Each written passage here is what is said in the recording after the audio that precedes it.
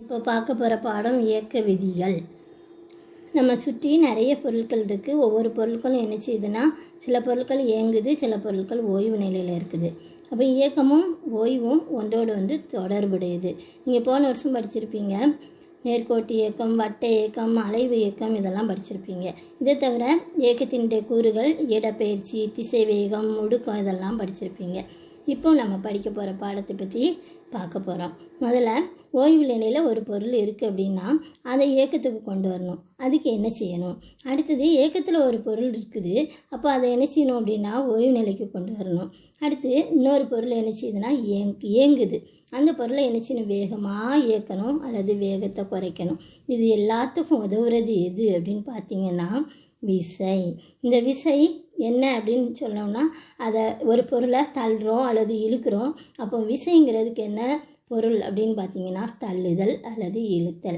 ஒரு ஓய்வு நிலையில் உள்ள ஒரு பொருளை இயக்க நிலைக்கு கொண்டு வரவோ அல்லது இயக்க நிலையில் உள்ள ஒரு பொருளை ஓய்வு நிலைக்கு கொண்டு வர்றதுக்கோ உதவுறது எது அப்படின்னு பார்த்தீங்கன்னா விசை தான்.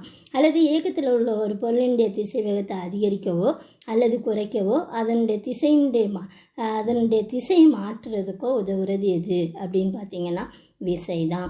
அடுத்து நம்ம பார்க்க போகிறது ஐசக் நியூட்டனுடைய 3 இயக்க விதிகளை பற்றி தெளிவாக புரிந்து படிக்க போகிறோம்.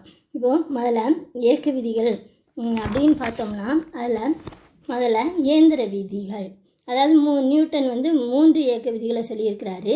அதுக்கு முன்னால் சில இயக்கவியலை பற்றி படிக்க போகிறோம். முதல்ல இயந்திரவியல்னால் என்ன அப்படிங்கிறத பார்க்க போகிறோம். இயந்திரவியல்னால் என்ன?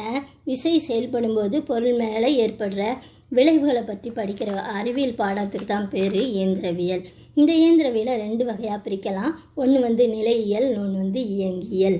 நிலையியல்னால் என்ன அப்படின்னு பார்த்தீங்கன்னா, விசையின் செயல்படுறப்போ ஒரு ஓய்வு நிலையில் உள்ள ஒரு பொருள் மீது ஏற்படுற விளைவு பற்றி படிக்கிற அறிவியலுக்கு தான் பேர் நிலையியல்.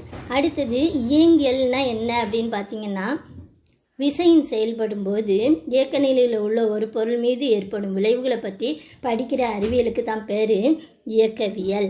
இயக்கவியலை இயங்கியலை 2 வகையாக பிரிக்கலாம்.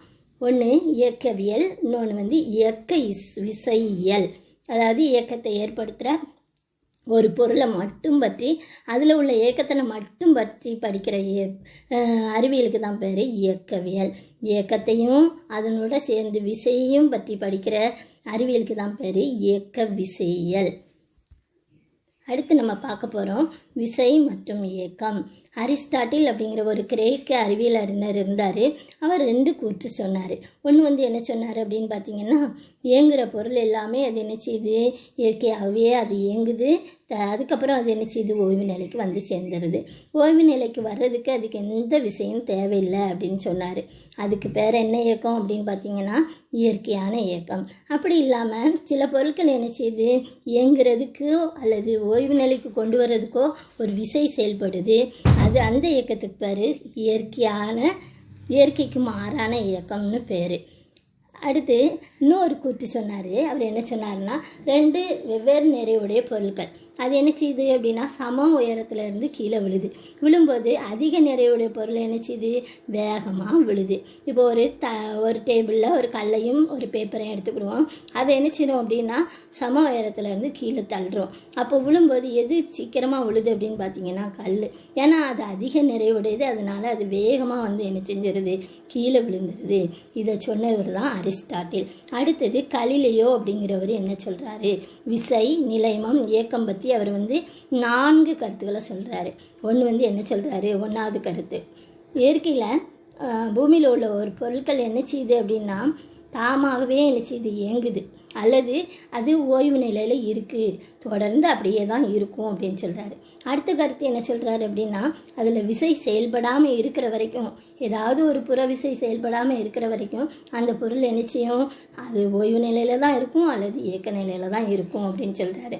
அடுத்த கருத்து என்ன சொல்கிறாருன்னு பார்த்தோம்னா, ஒரு பொருள் மேலே விசையினுடைய தாக்கம் இருக்கும்போது அது தன்னுடைய நிலையை என்ன செய்யுது? மாற்றுறதுக்கு விரும்பலை. அந்த தன்மைக்கு தான் பேர் நிலைமம் அப்படின்னு சொல்கிறாரு.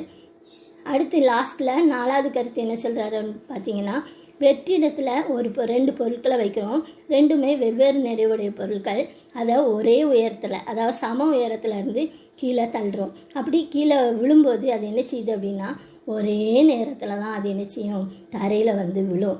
ஏன்னா அது வந்து காற்று இல்லாமல் வெற்றிடமாக இருக்குது. அதனால் அது என்ன செய்யுது அப்படின்னா ஒரே நேரத்தில் தரையில் வந்து விழுது.